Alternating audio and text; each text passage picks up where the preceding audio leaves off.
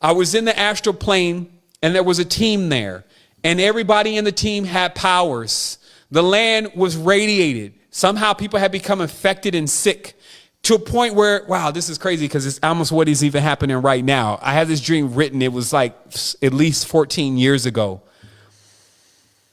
Everybody was fenced in like they were on quarantine and they were like evil. If anything you could think of as evil, this is how they were acting. And in that mode and where I was at, especially spiritually, is I was in the army of the Lord in this case. And all I wanted to do was kill demons, fight demons. So when I saw these beings that were infected and how evil they were, I jumped over the gate and I started beating on one of them. And I was beating it and beating it and beating it. And this was going on in the dream.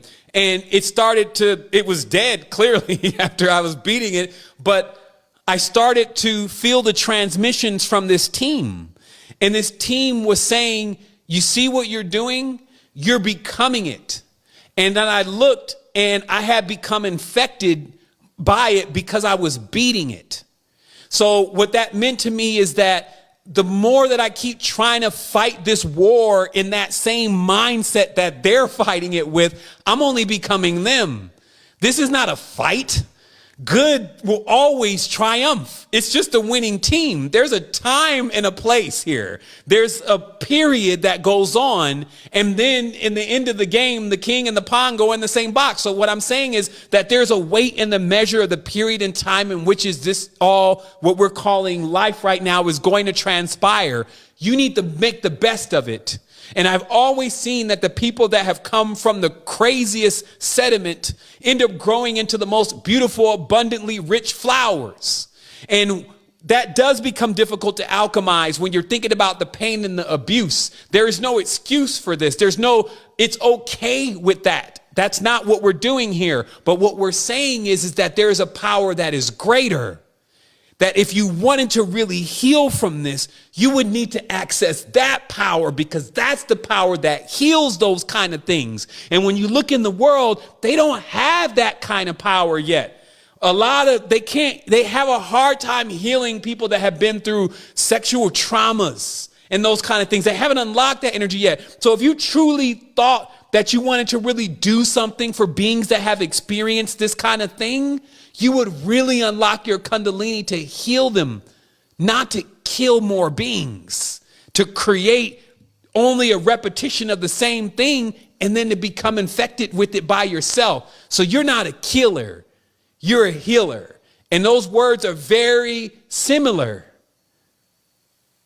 but in many ways they're different. So you have to learn that fine line. That's what I'm saying is discernment. You need laser. You need to raise Lazarus, or the tool that allows you to cut to where you don't hurt something, you heal it. It's like if I got to take a tumor off your brain, I can't cut too deep into your brain.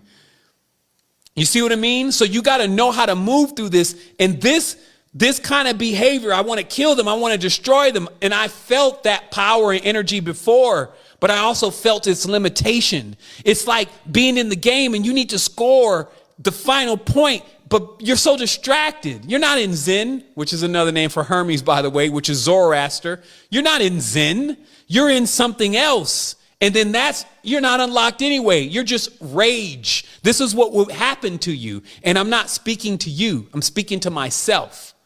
So just remember, if nobody's going to tell you what really should be done, maybe nobody will, because you're beyond reproach. Where are your parents? Are they going to be able to tell you how in which to carry your energy?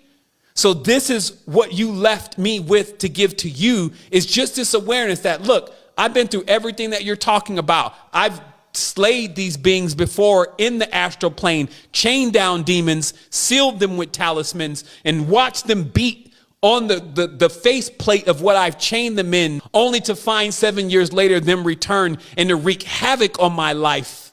and then realize that maybe I could have handled that a different way. And maybe those entities are in need of actually something too. And if I happen to be in a space to be able to communicate with them, maybe I would have been able to impart that on them with my power rather than destroy them with my power. Because that would have been the same thing as if I got introduced into another world and then my teacher or my guide said, finish him. He's not worthy of returning into existence. You see what I mean? So the same thing we get is the same thing we give is the same thing that we're going to get. And we need to really realize how much power that holds in our lives and how we make decisions every single day that really govern where we're going. Advanced spiritual intelligence is on the rise. Follow to continue this legend.